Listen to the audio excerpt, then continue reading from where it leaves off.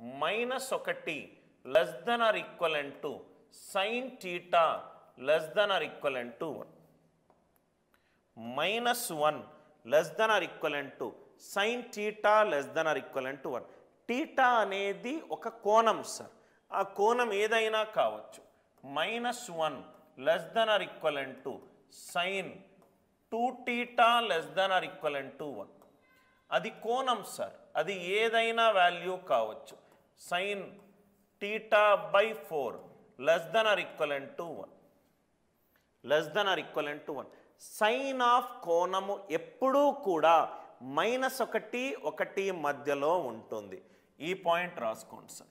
-1 less than or equivalent to sin n theta less than or equivalent to 1. అది టీటాకే కాదు, n theta అది కోణము sir. Theta అంటే ఒక రేఖ ఎంత రొటేట్ అయింది అని చెప్పడము. డబల్ రొటేట్ అవుతే 2 theta, అదే ట్రిపుల్ రొటేట్ అవుతే 3 theta. -1 less than or equivalent to sin n theta less than or equivalent to 1. Second point. Third point just మీరు క్లాస్ వినండి సార్ అంతే. Third point -1 less than or equivalent to sin theta less than or equivalent to 1. -1 less than or equivalent to sin theta less than or equivalent to 1. ఈ inequality మొత్తాన్ని 2 తోటి లబ్ధం చేద్దాం. -2 less than or equivalent to 2 sin theta less than or equivalent to 2. మొత్తాన్ని 2 తోటి లబ్ధం చేశాను. -2 less than or equivalent to 2 sin theta less than or equivalent to 2. మొత్తాన్ని 10 తోటి లబ్ధం చేశాను. -10 less than or equivalent to 10 sin theta less than or equivalent to 10. 10 sin theta less than or equivalent to 10. అంటే చాలా important point ఏంటంటే -k less than or equivalent to k sin theta less than or equivalent to k. మొత్తాన్ని k తోటి divide చేస్తే మనకు వచ్చేది basic equation sir. మొత్తాన్ని k తోటి నేను బాగా హరిస్తే మనకు వచ్చేది -1 less than or equivalent to sin theta less than or equivalent to 1. మనకు సింపుల్ ఈ ఐడెంటిటీ సార్. దాని నుంచి కన్ఫ్యూజ్ చేయడానికి టీటా బదులు ఏదైనా కోణం ఇవ్వచ్చు. టీటా బదులు ఏదైనా కోణం ఇవ్వచ్చు. దాని తర్వాత సైన్ థీటా ముందు ఒక కాన్స్టెంట్ తోటి లబ్ధం చేస్తే అది 2 కావచ్చు, 10 కావచ్చు, 100 కావచ్చు, ఏదైనా కావచ్చు. కాబట్టి k పెట్టుకున్నాను. -k less than or equivalent to k sin theta less than or equivalent to k. Third point అందరికీ క్లియర్ అయింది అనుకుంటా. ఇది సైన్ థీటా. నవ్వు ఇక్కడ చూడండి. ఫోర్త్ పాయింట్ ఏదైతే ఆర్డర్లో చెప్తున్నానో అదే ఆర్డర్లో నోట్స్లో రాసుకోండి సార్. ఫోర్త్ పాయింట్, ఇప్పుడు x² ఉంది. ఏదైనా చరరా వాల్యూని స్క్వేర్ చేశాను. -1² చేస్తే 1 వచ్చింది, -2² చేస్తే 4 వచ్చింది. ఒక చరరాశిని స్క్వేర్ చేస్తే ఎప్పుడు greater than or equivalent to 0 ఉంటుంది. ఎప్పుడు సార్? యాజ్ లాంగ్ యాజ్ ఆ x value x² greater than or equivalent to 0. ఎప్పుడూ కూడా x² value greater than or equivalent to 0 ఉంటుంది. x పాజిటివ్ తీసుకోవచ్చు, x నెగటివ్ తీసుకోవచ్చు, x 0 తీసుకోవచ్చు. 0 తీసుకున్నప్పుడు మాత్రమే x² ఈక్వలెంట్ టు 0 అవుతుంది. దేన్నైనా మనము వర్గము చేసినప్పుడు స్క్వయర్ చేసినప్పుడు ఆ x వాల్యూ 0 ఉంటే 0 అవుతుంది. రైట్? అంటే x² ఎప్పుడూ కూడా లెస్ దాన్ 0 అవ్వదు. ఏ వాల్యూనైనా సహజ సంఖ్యలు అన్నీ పాజిటివ్, దాన్ని స్క్వేర్ చేస్తే ఎట్లయినా గ్రేటర్ దాన్ 0 వస్తుంది. నెగటివ్ నంబర్లు తీసుకోండి. -2² 4 గ్రేటర్ దాన్ 0 వచ్చింది, -3² 9 గ్రేటర్ దాన్ 0 వచ్చింది. x² ఎప్పుడూ కూడా నెగటివ్ వాల్యూలు తీసుకోదు.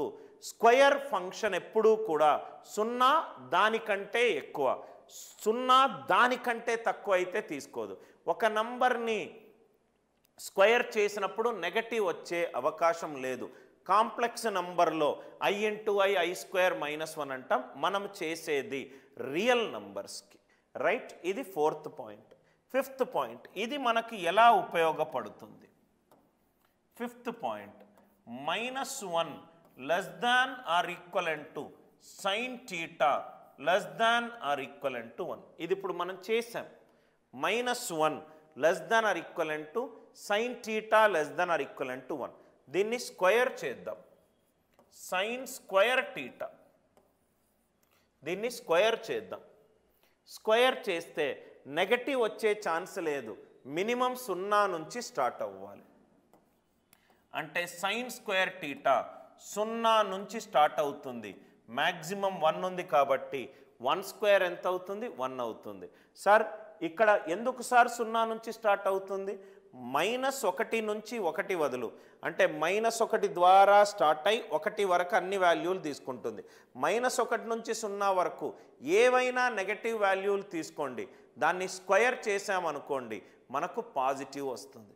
దాన్ని స్క్వేర్ చేసామనుకోండి మనకు పాజిటివే వస్తుంది. స్క్వేర్ ఫంక్షన్ వాల్యూ ఎప్పుడూ కూడా మినిమం వాల్యూ 0 తీసుకుంటుంది. చాలా important point sir. 0 less than or equivalent to sin square θ less than or equivalent to 1. 0 less than or equivalent to sin square θ less than or equivalent to 1. అందరికీ I hope the idea it is clear. 0. Sir మరి దీన్ని cube చేస్తే ఏమవుతుంది sir? ఒక వాల్యూని cube చేసినప్పుడు అది ఖచ్చితంగా పాజిటివ్ ఉంటుందా? కాదు. -1ని క్యూబ్ చేస్తే -1 వచ్చింది. -2ను క్యూబ్ చేస్తే -8. క్యూబ్ చేస్తే మనకు నెగటివ్ వచ్చే ఛాన్స్ ఉంది. కాబట్టి sin cube θ minimum value -1, maximum value 1. Sir దీనికి దీనికి డిఫరెన్స్ ఏంటి సార్? ఇది స్క్వేర్ ఫంక్షన్, ఇది స్క్వేర్ ఫంక్షన్. నెగటివ్ నంబర్ని స్క్వేర్ చేస్తే నాకేమొచ్చింది? పాజిటివ్ నెంబర్ వచ్చింది. ఇది cube of negative number, negative వచ్చే ఛాన్స్ ఉంది. సార్ మరి sin పవర్ 8θ, 8 అంటే ఇది పవర్లో ఈవెన్ నంబర్ ఉంది. నెగటివ్ నంబర్ని పవర్ ఈవెన్ నంబర్ చేస్తే నాకు పాజిటివ్ వస్తుంది, మినిమం వాల్యూ 0 వస్తుంది. సో sin పవర్ 8θ అనేది 0 less than or equivalent to sin power 8θ less than or equivalent to 1. 0 less than or equivalent to sin power 8θ less than or equivalent to 1. Less than or equivalent to 1 చాలా important point. దయచేసి నోట్స్లో రాసుకోండి. ఇప్పటి వరకు sin θ చూసాము. sin power nθ, sin power nθ. n అనేది even కావచ్చు, n అనేది odd కావచ్చు.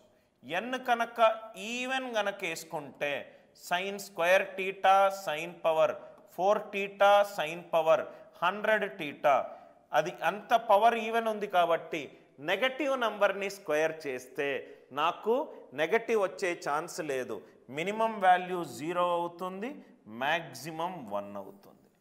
n ఈవెన్ కనుక తీసుకుంటే మినిమం 0 అవుతుంది, మ్యాక్సిమం 1 అవుతుంది.